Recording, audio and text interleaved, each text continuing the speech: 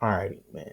So, uh, yeah, I'm at work, recording, making this video, in summer school. So, Walking Dead family, we have the exclusive information for the War Season 7 exclusive fighter and weapon.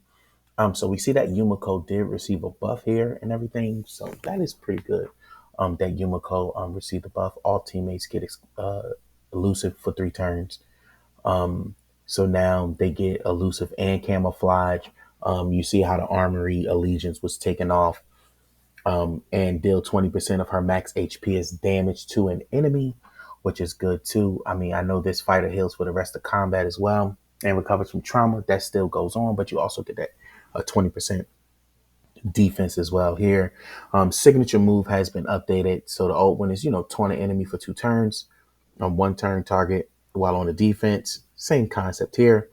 Okay, but instead of getting 250, 100% defense, you now get 250% defense for the rest of combat. Now, this is good, but remember, if you have a tune that has a weapon that has ignored defensive bonuses, this could definitely be ignored. So that is not going to be too much of an issue, but it is a really good upgrade for, you know, the walk tune. When an enemy receives focus. All right, so now I switch to when being attacked by enemy with a debilitated status, 100% chance to taunt another enemy for 2 turns.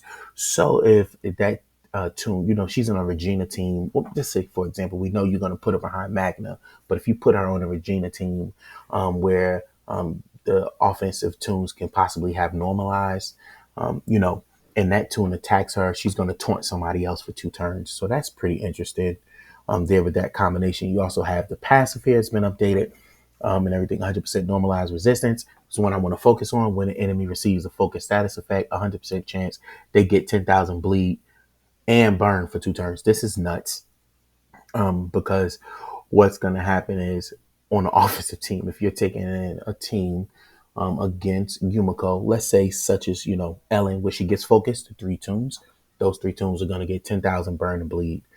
Could be killed literally. If you don't nuke that team turn 1, it's going to be a problem unless you have some type of burn and bleed cleanse or resistance, which is going to take away from you putting another tune in that team that's going to be able to help out there. So there's a lot of things you can be able to do with Yumiko. She is a good tune. Now, I don't think she should have been the walk tune, to be honest. I think that the walk tune should have been either Magna, could have been Abe as well too. You just need something very, very strong when it comes to walk tune. Walk is the biggest thing in RTS. I absolutely love going to walk and fighting against other factions, having a good time. It is the biggest thing. It's the biggest event. So this event should be shown as such. So I definitely think that they missed the ball on the walk tune. But even though Yumiko does has a really good specialist skill, the resilience skill is very, very good as well too.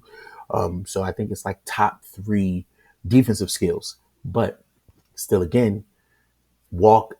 The last walk, I believe we had